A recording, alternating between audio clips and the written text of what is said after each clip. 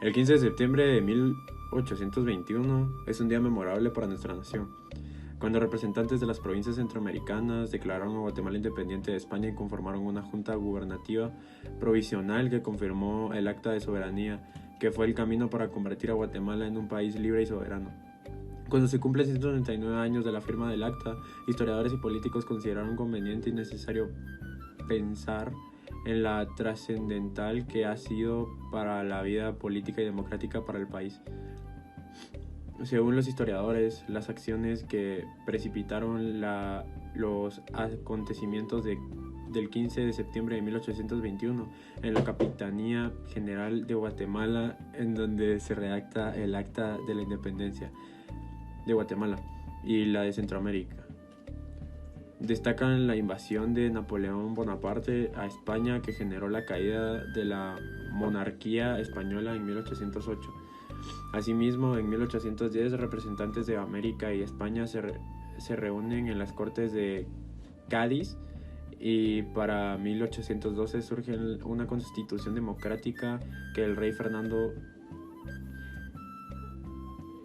VII veta al asumir el trono. Otro motivo fue el descontento de los criollos, es decir, los hijos de españoles nacidos en América, ya que estos no tenían acceso al poder político que estaba destinado a los nacidos en España, y les da fraternidad y libertad comercial de pensamiento. Por lo tanto, iban en contra de las monarquías absolutas. En la América Española se iniciaron en 1810 rebeliones independentistas. Estas, en algunos casos, fueron cruentas guerras en las que participaron masas populares y que solo terminaron cuando se alcanzó en todo el continente la independencia política respecto de España.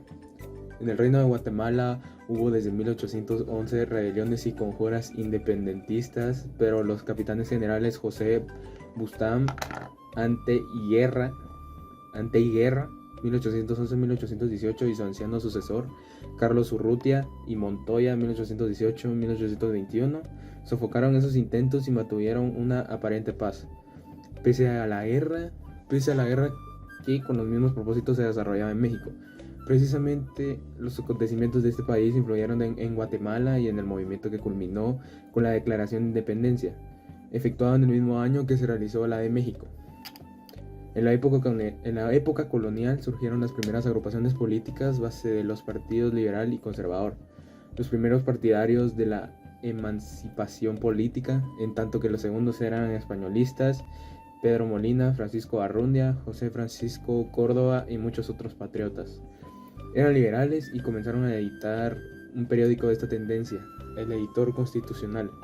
Los adversarios, que tenían como principal jefe a José Cecilio del Valle, editaron El Amigo de la Patria. Estos periódicos publicaban artículos educativos, científicos y de interés general, pero también se analizaban temas económicos y políticos. Se abordaba la cuestión del libre comercio y no faltaban los ataques personales. Mientras tanto, en la Nueva España, México, en febrero de 1821, se decretó la independencia mediante un acuerdo entre el jefe de las fuerzas realistas, coronel Agustín de Iturbide, y el jefe insurgente, general Vicente Guerrero. Este acuerdo, que se conoce como Plan de Igual o de las Tres Garantías, proponía una monarquía constitucional. Este hecho se conoció pronto en Chiapas, provincia de Guatemala, algunos de cuyos poblados comenzaron a adherirse a dicho plan el 14 de septiembre. Un correo trajo a Guatemala documentos que confirmaban tal hecho y se invitaba a las autoridades guatemaltecas a hacer lo mismo.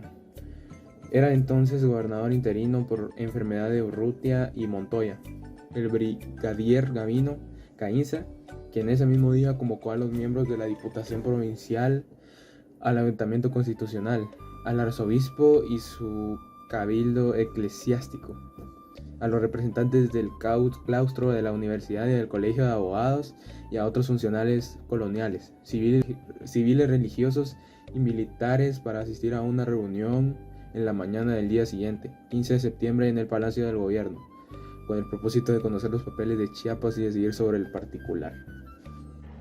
En la reunión del 15 de septiembre de 1821 había un número mayor de partidarios de la emancipación, por lo que se decidió suscribir un acta en la que se pedía que el jefe político le mande publicar para prevenir las consecuencias que serían temibles en el caso de que las declarase de hecho el mismo pueblo. Pese a esta declaración, no se hicieron entonces modificaciones significativas en el gobierno, y se dejó un punto por el cual se delegaba a un congreso, que se reuniría en marzo de 1822, la decisión final sobre la independencia. En el acta de ese día, la palabra república no aparece ni una sola vez.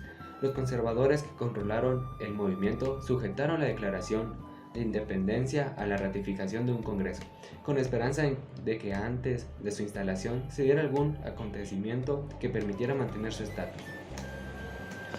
No se efectuaron cambios en las autoridades. Gainza siguió como jefe político superior y permaneció la Diputación Provincial, de origen realista, a la cual se agregaron unos cuantos funcionarios de la ex colonia. Además, dicho cuerpo se transformó en la Junta Provisional Consultiva que asesoraba a Gainza.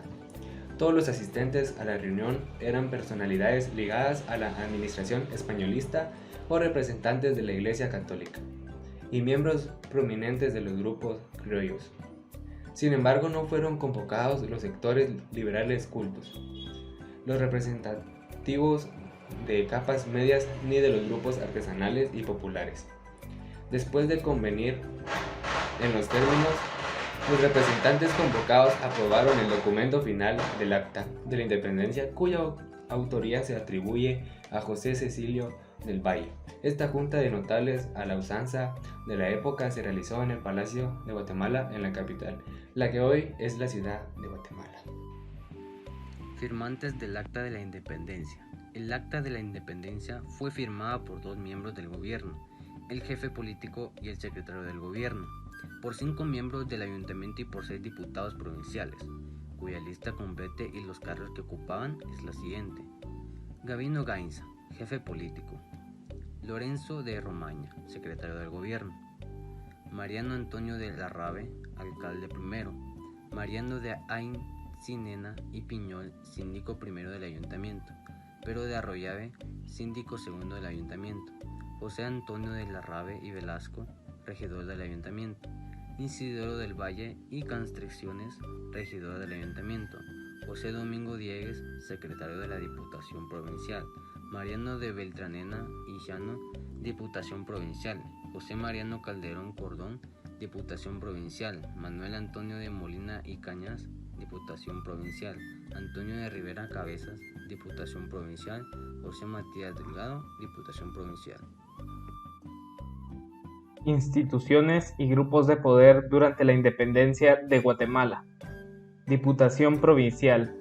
Fue fundada por la Constitución de Cádiz y tuvo como función la administración de las provincias del Reino Español. Estuvo formada por el presidente, el intendente del ramo de Hacienda y 7 diputados. Fue derogada en 1814 y restituida hasta 1820. Ayuntamiento de Santiago de Guatemala. Fue creado por Pedro de Alvarado el 27 de julio de 1524 en Ixmiché. Su función fue la dirección política y administrativa de la ciudad de Guatemala y estuvo formada por 2 alcaldes ordinarios que lo dirigían de manera alterada y por varios regidores. Fijaban aranceles, aprobaba ordenanzas, administraba impuestos y mantenía el control social, entre otros deberes. Consulado de Comercio. Fue fundada el 11 de diciembre de 1793 y estuvo formada por los principales comerciantes de la época. Su función era estimular la producción, propiciar el comercio y regular los tratados mercantiles. Fue compuesta por un prior, un síndico, 2 cónsules y 9 conciliarios. Defendió principalmente los intereses de la oligarquía guatemalteca. Sociedad Económica de Amigos del País. Fue creada después de la aprobación de la corona española el 21 de octubre de 1795. Su función fue la promoción de la educación, la economía y las artes. Fundó sedes en las ciudades de Comayagua, Trujillo, Tegucigalpa, San Salvador, Sonsonate, Zacateculoca, Quetzaltenango y Soconusco. Asimismo, fundó la Escuela de Dibujo en 1797. Cabildo Eclesiástico. Fue fundado en 1537 por Francisco Marroquín. Su función fue la organización y administración de la diócesis de Guatemala. Gracias. El jefe Gainza, que era partidario de esta solución, presentó a la Junta Provisional un oficio que fue enviado por Agustín I, el cual invitaba al Reino de Guatemala a unirse a México. Se informaba en este documento acerca del envío del ejército mexicano para proteger las provincias de Quetzaltenango, más conocido como Xela, y Chiapas, que estas dos provincias habían manifestado que estaban a favor de esta anexión. El gobierno de Gainza olvidó lo que decía en el acta de independencia sobre la convocatoria de un congreso, y decidió hacer una consulta directa a los ayuntamientos sobre este tema y dejando en la espera 30 días. El 5 de enero de 1822, sin que hubiera contestado los ayuntamientos y la franca oposición de los liberales capitalinos y de El Salvador, Gainza concretó la anexión de Centroamérica al Imperio Mexicano de Aturbide. El Salvador optó por su independencia con las armas, lo cual fue dirigido por el general Manuel José Astere y el sacerdote José Matías Legado. Gainza envió a tropas guatemaltecas al mando del coronel Manuel Arzú, al cual fue derrotado los rebeldes salvadoreños. En ese momento llegó a Guatemala el general Vicente Fisolofia, que estaba al mando de las tropas mexicanas de Aturbide. Gainza le entregó al mando y se fue para México. Fisolofia se dirigió a El Salvador, dispuesto a pacificar esta provincia, y allá recibió noticias del derrotamiento de Aturbide y en fin del efímero imperio. El general Vicente regresó inmediatamente a Guatemala y convocó al Congreso ordenando el acta de independencia del 15 de septiembre de 1821.